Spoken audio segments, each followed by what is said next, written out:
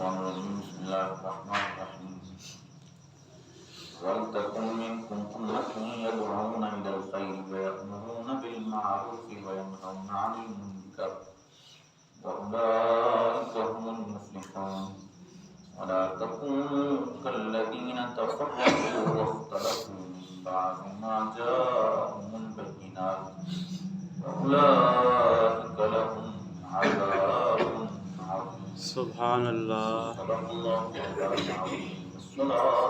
الصلاة والسلام علیک یا سیدی یا رسول اللہ وعلی آلک واصحابک یا سیدی یا حبیب اللہ. الصلاة والسلام علیک یا سیدی یا نبی اللہ وعلی آلک واصحابک یا سیدی یا نور اللہ. وَلْتَكُن مِّنكُمْ أُمَّةٌ يَدْعُونَ إِلَى الْخَيْرِ، اور تم میں ایک گروہ ایسا ہونا چاہیے کہ بھلائی کی طرف بلائیں، وَيَأْمُرُونَ بِالْمَعْرُوفِ، اور اچھی بات کا حکم دیں، وَيَنْهَوْنَ عَنِ الْمُنكَرِ، اور بری بات سے روکیں، وَأُولَٰئِكَ هُمُ الْمُفْلِحُونَ، اور یہی لوگ مراد کو پہنچنے والے ہیں. یہاں یہ اس آیت میں حکم دیا گیا ہے. اب سارے مسلمان تو ایک کام کی طرف نہیں لگ سکتے، سارے اکٹھے ہو کر ایک ہی کام کرنا شروع کر دیں، ایسا نہیں ہو سکتا. اس لیے کہا گیا کہ کم از کم ایک گروہ تو ایسا ہونا چاہیے، ایک جماعت ایسی ہونی چاہیے جو اکٹھی ہو کر سارے لوگوں کو بھلائی کی طرف بلائے، نیکی کا حکم دے اور برائی سے منع کرے. یہ سلسلہ تا قیامت جاری رہے، کیونکہ اب کوئی نبی تو آنا نہیں. سرکار کے بعد نبوت ختم ہو گئی. پہلے امر بالمعروف یعنی نیکی کا حکم دینا اور برائی سے منع کرنا یہ انبیاء کا کام ہوتا ہے. لیکن اب چونکہ کوئی نبی نہیں آنے والا تو یہ کام حضور کی امت کے سپرد کر دیا گیا ہے. حضور کی امت کے علماء اور حضور کی امت کی طرف یہ سپرد کر دیا گیا ہے کہ وہ یہ کام خود کرے. اب کوئی نہ کوئی گروہ، کوئی نہ کوئی جماعت ایسی ہونی چاہیے جو نیکی کا حکم دے اور برائی سے منع کرے. اور حدیثوں میں بھی اس کی بڑی تاکید آئی ہے کہ جو لوگ برائی کا منع کرنے اور نیکی کا حکم دینا بھول جاتے ہیں تو پھر اللہ عز و جل کا عذاب ان کی طرف آتا ہے، اور پھر ان کے نیک لوگوں کی بھی دعائیں قبول نہیں کی جاتی.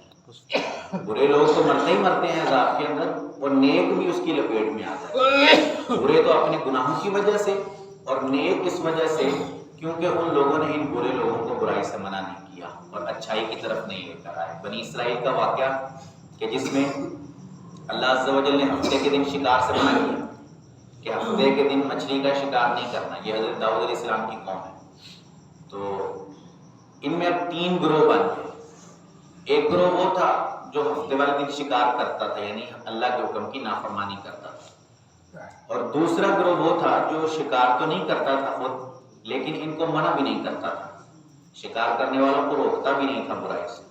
اور تیسرا گروہ وہ تھا کہ جو خود بھی شکار نہیں کرتا تھا اور دوسرے لوگوں کو برائی سے منع بھی کرتا تھا. ان کو یہ ڈر سناتا تھا کہ اللہ کے حکم کی نافرمانی نہ کرو، اس کے حکم کی نافرمانی کرنے سے بچ جاؤ.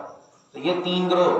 جب عذاب نازل ہوا یعنی بندر اور سور کی شکل میں وہ تبدیل کر دیے گئے، تو جو 2 گروہ تھے، ایک شکار کرنے والا اور دوسرا شکار نہیں کرتا تھا لیکن برائی سے منع بھی نہیں کرتا تھا، ان دونوں گروہوں پر عذاب نازل کیا گیا اور یہ دونوں گروہ اس عذاب کا شکار ہوئے اور ان کی شکلیں بندر اور سور میں تبدیل کر دی. صرف وہ گروہ بچ گیا جو خود بھی برائی سے رکتا تھا، خود بھی اللہ کی نافرمانی نہیں کرتا تھا اور دوسرے لوگوں کو بھی منع کرتا تھا کہ اللہ کی نافرمانی سے بچو، اللہ کی نافرمانی نہ کرو. تو یہ کتنا واضح کر دیتی ہے کہ اصل جو نجات ہے وہ اسی میں ہے کہ بندہ خود بھی بچے اور دوسروں کو بھی بچانے کی کوشش کرے. لیکن ہمارے ہاں لوگ کہتے ہیں کہ نہیں جی، ہر ایک نے اپنی قبر میں جانا ہے، آپ نے اپنی قبر میں جانا ہے، اس نے اپنی قبر میں جانا ہے، کیا ضرورت ہے کسی کو کہنے کی؟ تو کوئی کہنا ہی چھوڑ دے گا تو پھر نجات یہاں پھر جو ہے وہ اصلاح کیسے آئے گی معاشرے میں؟ ہر کوئی یہ کہہ کر کے سب نے اپنی قبر میں جانا ہے، نیکی کا حکم دینا اور برائی سے منع کرنا چھوڑ دیں گے تو پھر اصلاح کیسے آئے گی معاشرے کے اندر؟ لوگ اسلام کی طرف کیسے آئیں گے؟ لوگ صحیح راہ کی طرف کیسے آئیں گے اگر کوئی بتانے والا ہی نہیں ہوگا؟ میں بھی ادھر چھوڑ کر بیٹھ جاؤں کہ نہیں جی ہر ایک نے اپنی قبر میں جانا ہے، ہر ایک نے اپنے اعمال کا حساب دینا، میں پاگل ہوں، بیوقوف ہوں لوگوں کو جو ہے وہ نیکی کا حکم دوں. آپ بھی اسی چکر میں پڑے رہیں کہ ٹھیک ہے ہم نے کون سا کسی دوسرے کی قبر میں جانا ہے، تو پھر کیسے جو ہے وہ لوگ سدھریں گے؟ کیسے ہم لوگوں کو جو ہے وہ دین اسلام اور صحیح راہ کی طرف لے کر آئیں۔ تو یہ بہت ضروری ہے کہ اس کام کو آگے چلایا جائے۔ جب بھی آپ کے جو ماتحت ہیں، آپ کو پتہ ہے کہ میری بات سنتے ہیں، میری بات مانتے ہیں، تو آپ ان سے ضرور جو ہے وہ نیکی کا حکم دیں، انہیں نماز کی دعوت دیں، انہیں برے کاموں سے روکنے کی ان کو جو ہے وہ کوشش کریں، کیونکہ آپ کو پتہ ہے کہ میں کہوں گا تو یہ میری بات سن لیں۔ آپ کے ایک دو لفظ بولنے کی وجہ سے اگر وہ برائی سے منع ہو گیا، رک گیا، تو اس کا ثواب آپ کو بھی مل جائے گا اور اس کے ثواب میں بھی کوئی کمی نہیں آئے گی، کیونکہ حضور نے فرمایا کہ بھلائی کی طرف بلانے والا ایسے ہی ہے جیسے خود بھلائی کرنے والا ہے۔ جو نیکی کا حکم دیتا ہے وہ اسی بندے کی طرح ہے جو خود نیکی کرتا ہے، اور اس کو بھی اس کے برابر ہی ثواب دیا جائے گا، اگرچہ اس کے ثواب میں کوئی کمی نہیں آئے گی، دونوں کو ایک جیسا ثواب مل جائے گا۔ تو چند لفظ بولنے سے، تھوڑا منہ ہلانے سے اگر کوئی بندہ اچھائی کی طرف آ جاتا ہے تو اس میں کیا حرج ہے کہ بندہ جو ہے وہ نیکی کی دعوت دے۔ ہاں جہاں پتہ ہو کہ نہیں مانے گا ہی نہیں یا فتنہ فساد کھڑا ہو جائے گا وہاں آپ نہ کریں، لیکن جہاں پتہ ہے کہ مان لے گا تو وہاں پر ضرور اس کی کوشش کریں۔ وَلَا تَكُونُوا كَالَّذِينَ تَفَرَّقُوا، اور ان جیسے نہ ہونا جو آپس میں پھٹ گئے، فرقوں میں بٹ گئے، وَاخْتَلَفُوا مِن بَعْدِ مَا جَاءَهُمُ الْبَيِّنَاتُ، اور ان میں اختلاف ہو گیا بعد اس کے کہ روشن نشانیاں ان کے پاس آ چکی، وَأُولَٰئِكَ لَهُمْ عَذَابٌ عَظِيمٌ، اور ان کے لیے بڑا عذاب ہے۔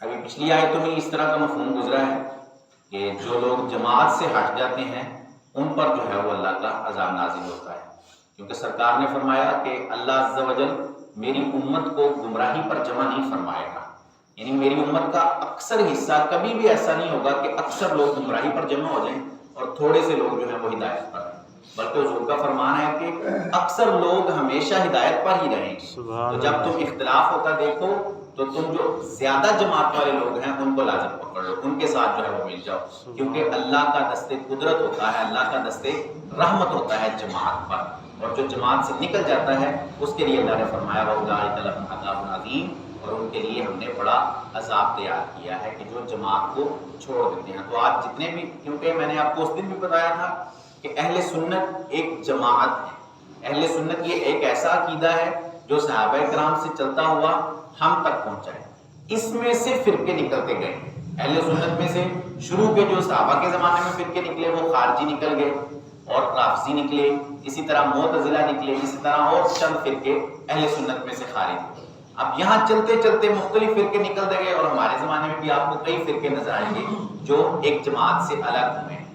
تو جو جماعت سے الگ ہونے والے ہیں وہ اس آیت کی وعید میں اور زد میں آتے ہیں، بلکہ اور جو دوسرے جماعت کے ساتھ رہنے والے ہیں وہ تو جو ہے وہ سرکار کی اس حدیث کے تحت آتے ہیں، اور اس حدیث کے تحت کہ سرکار نے فرمایا کہ اللہ کا دست رحمت ہوتا ہے جماعت کے ساتھ۔ تو جب بھی اس طرح اختلاف ہوتا دیکھیں تو یہ نہ سمجھیں کہ معاذ اللہ ہم کوئی فرقہ ہے، ہم فرقہ نہیں ہیں، ہم ایک جماعت ہیں اور اسی عقیدے پر الحمدللہ قائم ہیں جو صحابہ کرام سے چلتا ہوا ہم تک پہنچا ہے۔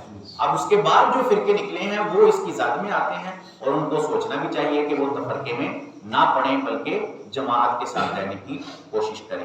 اللہ عز و جل سے دعا ہے کہ اللہ عز و جل ہمیں مسلک حق اہل سنت پر قائم رہنے کی توفیق عطا فرمائے، آمین بجاہ خاتم النبیین صلی اللہ علیہ وسلم۔ اللہم صلی علی سیدنا مولانا محمد المعبود الرسول والکرم وعلی آلہ واصحابہ وسلم۔ آمین۔ اور کریم عز و جل اپنے حبیب کے صدقے ہماری نماز فجر قبول فرما، آمین۔ غلطیاں کوتاہیاں اپنے کرم سے معاف فرما، آمین۔ درس کرنا سننا اپنی بارگاہ میں قبول فرما۔ آمین۔ ہم سب کی، ہمارے ماں باپ کی اور رسول کریم صلی اللہ علیہ وسلم کی ساری امت کی بخشش فرما۔ ہم سب کو خلوص و استقامت سے 5 وقت باجماعت نماز پڑھنے کی توفیق فرما۔ آمین۔ ہم سب پر، ہمارے گھر والوں پر اپنی رحمت کی نظر فرما۔ سبحان ربک رب العزت عما یصفون وسلام علی المرسلین والحمد للہ رب العالمین، وصلی اللہ تعالی علی رسولہ خیر خلقہ محمد وعلی آلہ واصحابہ اجمعین برحمتک یا ارحم الراحمین۔